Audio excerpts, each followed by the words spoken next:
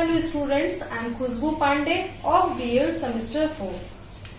बच्चों, कल हम लोगों ने 1857 ईस्वी की क्रांति के तात्कालिक कारण, राजनीतिक कारण और आर्थिक कारण को जाना था। ठीक है, आज हम लोग सामाजिक कारण, धार्मिक कारण और सैनिक कारण क्या क्या थे उनको जानेंगे। तो सबसे पहले हम लोग फिर से एक बार रिवीजन करते हैं कि 1857 ईस्वी के तात्कालिक कारण थे चर्बी वाले कारतूस का, जो गाय और सुअर की चर्बी वाला जो अफवाह उड़ा, जो कि हिंदू और मुस्लिम के धार्मिक भावनाओं को ठेस पहुंचाई। ये इसी कारण ने 1857 ईस्वी की क्रांति के पृष्ठभूमि को तैयार किया, यही तात्कालिक कारण था।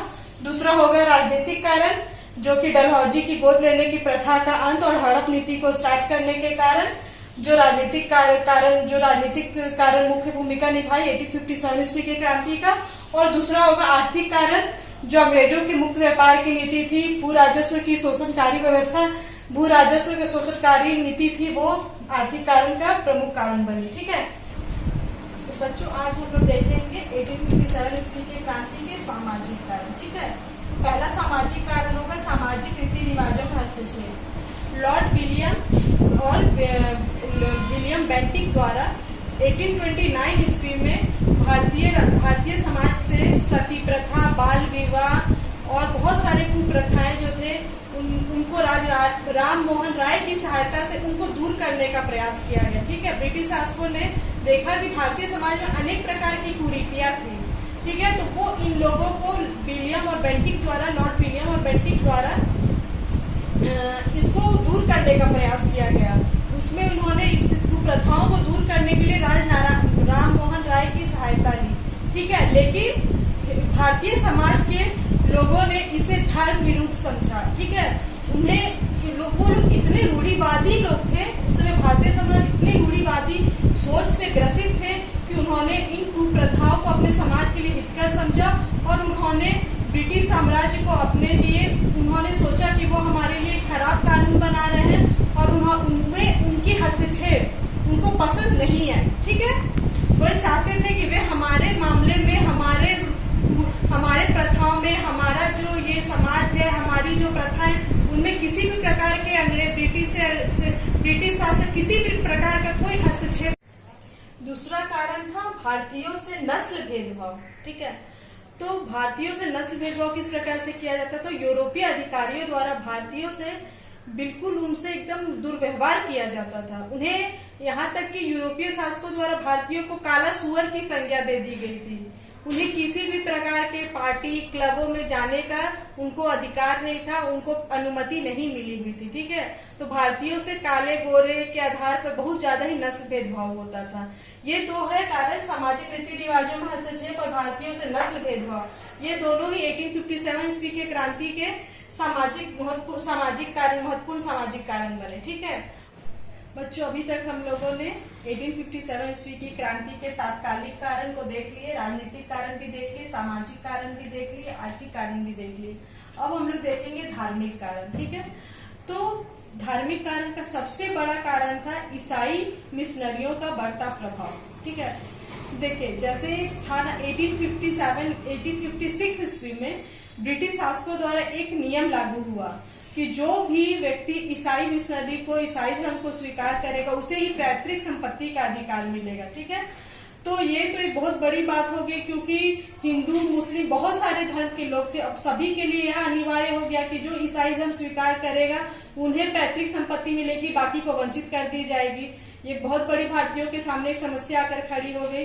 दूसरा यह था कि पादरियों द्वारा हिंदू मुस्लिम को जबरन ईसाई धर्म स्वीकार करवाया जा रहा था और ईसाई धर्म को बहुत ही उच्च पद, अधिक वेतन, विशेषाधिकार प्राप्त थे, जो कि अन्य धर्म के लोगों को प्राप्त नहीं थे।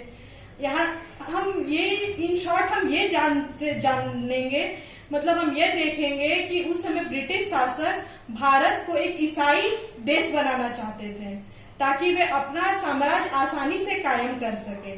ठीक है, इसलिए वे ईसाई धर्म को इतना ज्यादा बढ़ावा दे रहे थे, वे सैनिक को भी दूर देशों में भेज रहे थे, उनसे मतलब उनके धर्म विरुद्ध कार्य करवाया जा रहा था, उन्हें जबरन उन पे अधिक ये आदेश दिया जा रहा था कि वे ईसाई धर्म स्वीकार करेंगे। उन्हें अनेक प्रकार के प्रलोभन दिए जा रहे थे कि यदि वे ईसाई धर्म स्वीकार करेंगे तो उन्हें विशेष अधिकार प्राप्त होंगे, उच्च पद प्राप्त होंगे, जिससे कि लोगों में धार्मिक भावना, जिससे कि लोगों के धार्मिक भावनाओं को ठेस पहुंची।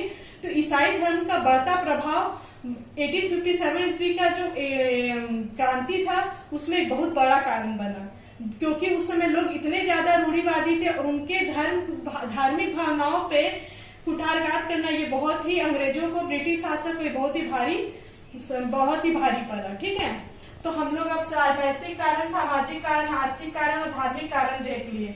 ठीक है, अब हम लोग देखेंगे सैनिक कारण।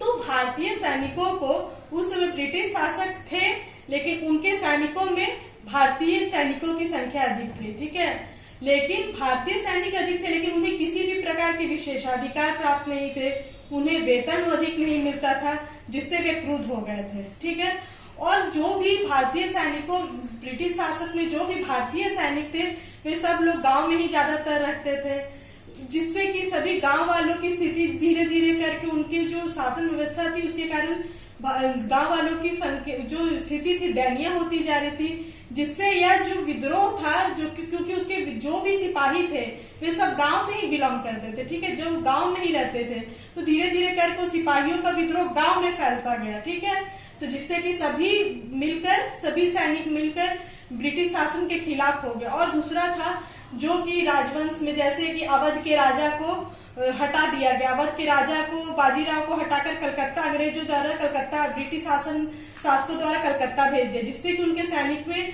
अपने राजा के प्रति उन लोग कितना प्यार, अपने राजा के ऊपर विश्वास था, प्रेम था, सहानुभूति था, वे उनको भगवान की तरह मानते थे। उनके राजा से इस तरह का व्यवहार किया जिससे सैनिकों पे असंतोष फैल गया। ठीक है, तो जब ये सबसे बड़ा कहा जाता है किसी भी देश का सेना यदि आपके साथ नहीं है, जब ब्रिटिश सेना थी लेकिन उसमें सैनिक भारतीय अधिक थे, जिसमें उनमें असंतोष बढ़ता गया और सेना में विद्रोह की भावना फैल गई। ठीक है, तो ये बहुत बड़ा सैनिक कारण था। तो बच्चों हम लोग आज 1857 ईस्वी के क्रांति के राजनीतिक कारण, सामाजिक कारण, आर्थिक कारण, धार्मिक कारण और सैनिक कारण को देख लिए। ठीक है, थैंक यू स्टूडेंट्स।